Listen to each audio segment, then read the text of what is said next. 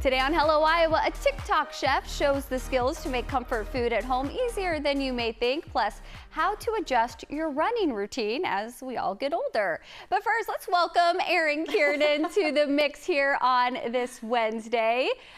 We're all talking in the studio. We loved your green suit yesterday that you were wearing on the news. Yeah. Thank you. I know Keith Murphy said last night after he got done with sports, Happy St. Patrick's Day. You'll have to keep it for that. Yeah, that is head to toe green. I told you, so random, like that was an impulse buy, and honestly, because it was on the sale rack, and I mean to tell you, it was so cheap, I couldn't not get it. buy it. Oh, I'm gonna have to go look for that. That's fun. That's fun. Okay, you're catching up on breakfast. I know. I walked in and you're kind of like, "What are you carrying?" And then I realized, oh, I brought my breakfast burrito from Vendoland, which I said is another, like, this is a metaphor for my life. I haven't meal prepped. I'm running late. I'm eating while I'm doing an interview. Of course I am. And I was like, I didn't even know we had breakfast burritos at Vendoland. So now I'm gonna have to look there. Egg, sausage, cheese. I said I wouldn't got all call the it protein. health food, but it's not terrible. It's got protein. That's good. It'll fill you up. I love it. Okay, you posted some great milestones on, or you have had a couple great reels on Instagram recently, and one big milestone for Michael Francis, and I can't remember the term that you used, but I've heard this before, and I really like that. Yes, it's a term I was completely unfamiliar with, like so many things, until I started living this autism life, and the term is presume competence. Presume competence. Yes, so it took me a long time to kind of get it and understand what it means, but it really is just what it sounds like, which is when you're dealing with anybody, but particularly people with disabilities, go into whatever the situation is, assuming that they can do whatever, fill in the blank, because a lot of times we don't give them enough credit. And I know Michael, my husband, and I are really starting to realize that we have not been giving Michael Francis enough credit or enough opportunities to do the things. And he's never gonna grow and gain new skills if we don't let him do the things, and if we don't let him fail, you know, for all of us, that's part of learning and growing too. So that's the term, presume competence. And so he just punched in the code for you to get in there and knew all about it. Yeah, so the story that I told in my reel yesterday was we went to speech therapy, and on the door there's a keypad and you have to punch in a code to get in, and I just sort of reflexively went to do it, and we're already late. Of course we were, because I'm me.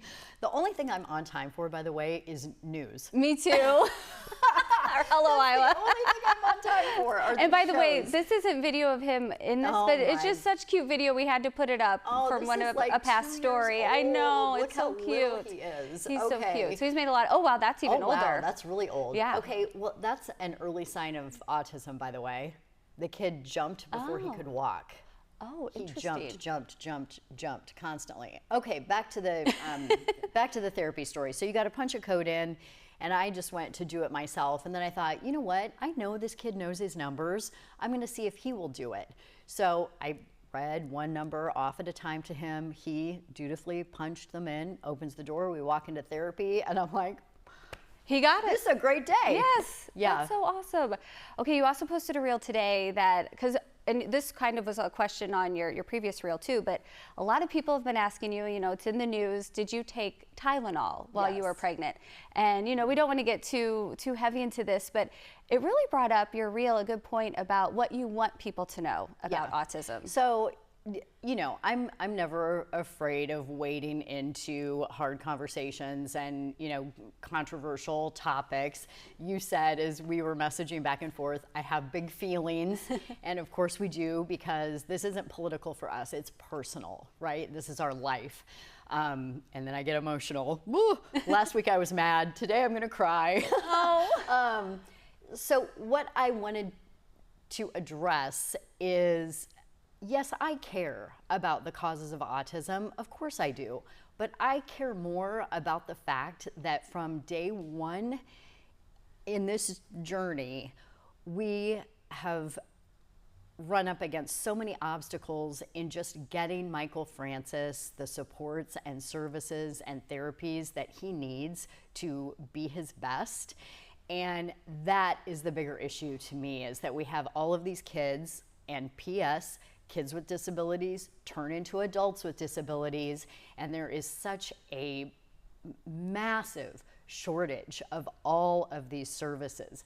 That is what is most concerning to me. And I love that you brought that up. And if people want to watch that, they can follow you on Instagram if they don't already. It's on Facebook now, Facebook too. Okay. I do have a Facebook page. I've said this repeatedly. My old one got hacked. Yeah. And so, you know, I went 2 years without a Facebook page. And then so many people were saying to me, why aren't you on social media? They aren't on Instagram, so they weren't seeing any of my content. So I broke down, I started a Facebook page again. So I am on Facebook again, but I do not have a blue check mark because I will not pay for that. I forgot I forgot that's what we have to do. Okay, I want to share a video with you that I think you're going to love. Good. Last night, Southeast Polk Best Buddies, they do this great tradition during homecoming, Such and a great program. they have a kickball game. And so here's some highlights, and they had an announcer and everything, big crowd in the stands cheering for everyone. It is just so fun. Oh, there's Daniel in the field. I was excited. He was clapping for everyone. He didn't really participate stopping any balls, but he was clapping for everyone. Out on the field. Yeah. And so they had some good kickers on both teams. And then there's his friend Danny celebrating.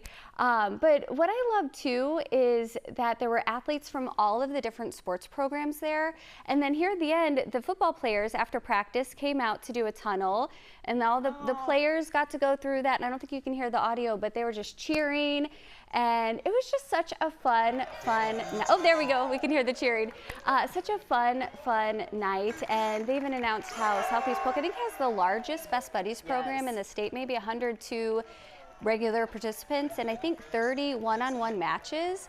And I hope Michael Francis gets to experience something like this, because elementary schools are doing it now too. I know, at least in Southeast Polk. That's one thing I was wanting to bring up with you, because you and I have talked about Best Buddies a lot. You've experienced it firsthand. I've done a ton of stories with Best Buddies over the years, and it's so wonderful. But I really do think it's something that needs to start in preschool, you know, elementary school, because that's when kids are really learning this stuff, you know, and we have the advantage of having both neurotypical and disabled children. So we see how the quote unquote normal kids are affected by constantly being around a disabled sibling, and they are going to be the most awesome people because of it. But man, when you can integrate that at such a young age, the impact is huge. I think so too, and they're starting to. Well, great conversation, Erin. Thanks for being here as always. Course. We appreciate it. Gonna go eat my finish your breakfast.